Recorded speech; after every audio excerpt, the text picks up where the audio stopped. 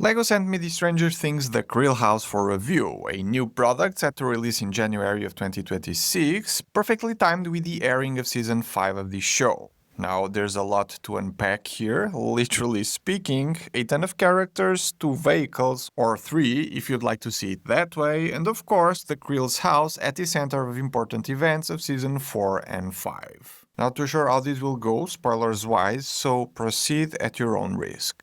To add to it, there's also a gifted purchase set that people who buy the house on day 1 will get for free, while supplies last. The WSQK radio station I'll show in detail later in the video. The box of the Creel house has the 3 builders iconed in the corner, meaning 3 people could be building this at the same time, as there's 3 instruction booklets, one for each of the major vehicles, and then the largest for the house, which, as is usually the case with 18 plus products, has a few spreads of pages that give this all a bit of context and has a very interesting timeline of events connected to the location. What I found most interesting was a behind-the-scenes look at one of the main features of the build that I don't want to give away just yet. The cast of minifigures is quite big, 13 in total, showcasing pretty much everyone you'd expect to find here, all carrying significant objects to the characters, though most of the time it's just flashlights. So 11 in her training clothes, and Joyce is here, and then Mike, Lucas, Will, and Dustin with his cool Hellfire Club top. All of these have alternate face prints, with Will's one having his whitened eyes when experiencing visions. The older guys feature Nancy, Jonathan, Robin, and Steve. All have secondary face prints too, and Robin has the key she uses to let her and her friends into the Creel house in Season 4. Now to the spoilery characters, so to speak. Max seems to be alive and well. Vecna is an interesting one, as I'd always imagined him as more of a grey character, but LEGO went for dark red instead. And with the amount of prints it has all over the place, with legs, feet and arm printing, makes it the most detailed minifigure of the set.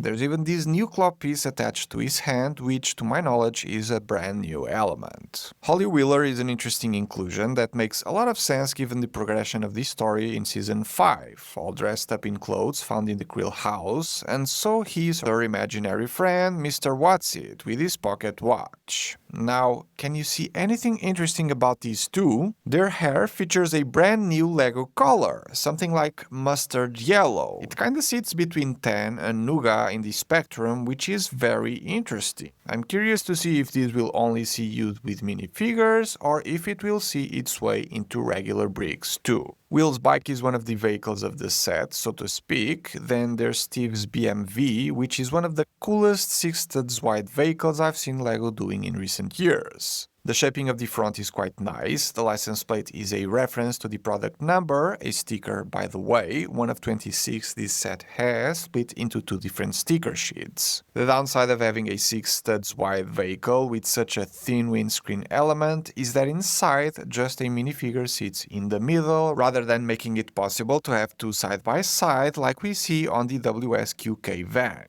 This one, on the other hand, is plastered with stickers, most with branding, and the radio channel's frequency on both license plates. I love the old style look of this. The build with some sideways techniques to give room for the minifigures to sit inside was kinda cool, and the top with the radio antenna can be removed so we see the back of the van. The rounded window element in the back is quite rare, only seen before in the Shire set I believe, so getting blue ones here, and probably more in the future, will be most welcome to custom builders. Now, plot-wise, these vehicles must be here for a reason, and as I haven't watched the first episodes of Season 5, not too sure if these have been showcased in a way that is meaningful story-wise, or if this is spoiling Season 5 Part 2 or Part 3 a bit. The designer did have this on top of Steve's car at one point in the presentation of the model I got to see a few months ago, so maybe there's something there. Side builds to the Creel house are this lamp post and the mailbox, a reference to the episode 3 scene with the same object most likely. Onto the house itself, it looks kinda nice if the windows weren't all boarded up. Victorian houses in sets aren't all that common, so this one here is a great blueprint for custom builders to take ideas from. Now back to those boarded windows, taking the boards out makes it look a lot cleaner, despite the bricks with studs on these sides taking a bit of the look away. But since the location is seen in a few different shapes and forms, it's actually kinda cool that there's the option to have the clean version from the past or the boarded up version of the present timeline. We're only really missing the teared up version of Vecna's Mind Lair, right? Well, take a look at this. The LEGO Creel's house can assume all three versions, which is the reason I was talking about the specific pages of the building instructions earlier in the video. And the transformation process isn't simple either. There's a lot of moving parts and things happening at the same time, like the trees falling down, parts of the house sliding to the side, others turning in place, walls breaking, and even the tower section, so to speak, being lifted to reveal the house's family clock. And the changes don't happen just in the front. There's a lot of stuff going on in the interior, which I'll cover in a bit, but man, is this function impressive. This does reveal a few stickers showing glimpses of Vecna's mind lair with the dystopian red-covered landscapes. Now that you've seen this, it can't be unseen. Yet, even knowing about the function, the way you can't really tell the house splits in different points goes to show how clean of a job the design team did with this. Now, besides the architectural features of the Victorian house, like the asymmetrical facade,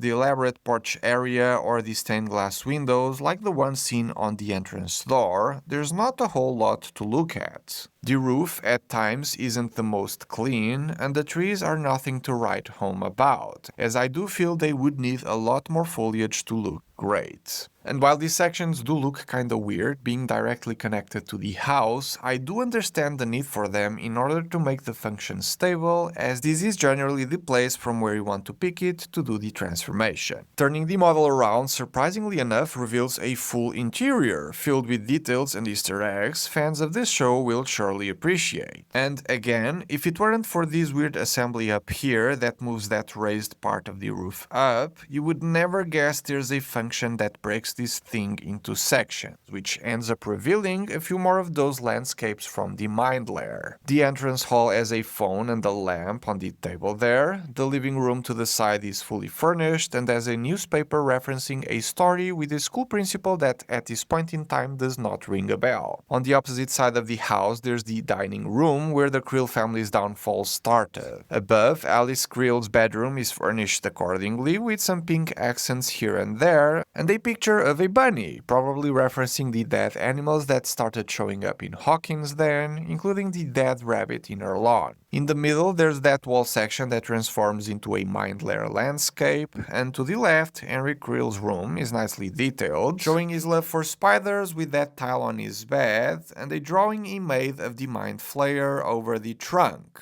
Above, in the attic, a room filled with candles, a place Henry used to train his powers, and to the right, a few random objects in there with a kid's drawing I can't quite pinpoint in the series. You can see the care and effort that went into designing the Creel house, having Stranger Things fans in mind with the character choices and show references, but also with LEGO fans in mind with the transformation feature that speaks a lot to me personally when it comes to the technical challenge it must have been to design, then the crazy function and new ways to use the LEGO bricks. This is an amazing LEGO product. The only upside down of the set, I mean downside, comes with its price. I would have loved to see this 2,600 piece LEGO set retailing between $250 and $270 to call it fair, but with $300 being its actual price makes it a bit overpriced. Not terribly so, but a bit. I guess if you use some insider's points to knock that down and manage to get the gifted purchase set on release day, it may actually be a good deal.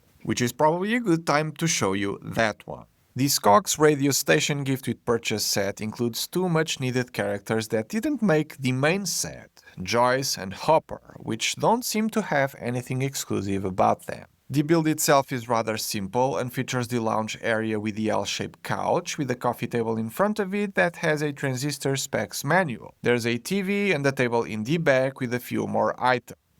The radio booth has its iconic on-air tile there with a sticker, and below it another with a sketch that once again I can't quite pinpoint in the series. To the right, there's the branding of the radio station on the window, and the booth itself has all of the gear for the radio transmissions to work, with my favorite being Steve's setup for the audio effects tape player. Since normally you'd get this set with the Creel house, it would make a lot of sense to just place Robin and Steve in here and having the van nearby. But as cool as all of that is, the highlight, at least for me, is the rubber chicken printed tile. I think this thing will be worth a lot of money in the brick aftermarket and enough reason for people to get this set. I don't think this is as crazy of a gifted purchase product as the Type 15 shuttle pod was for the Enterprise, but I guess for Stranger Things fans that only ever had the upside down set and some brickheads over the years, trying to go for both of these will be a no-brainer purchase January 1st when it becomes available, if they can overlook that price tag.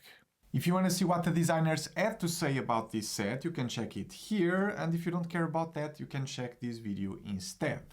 Thanks for watching, and I'll see you all on the next one.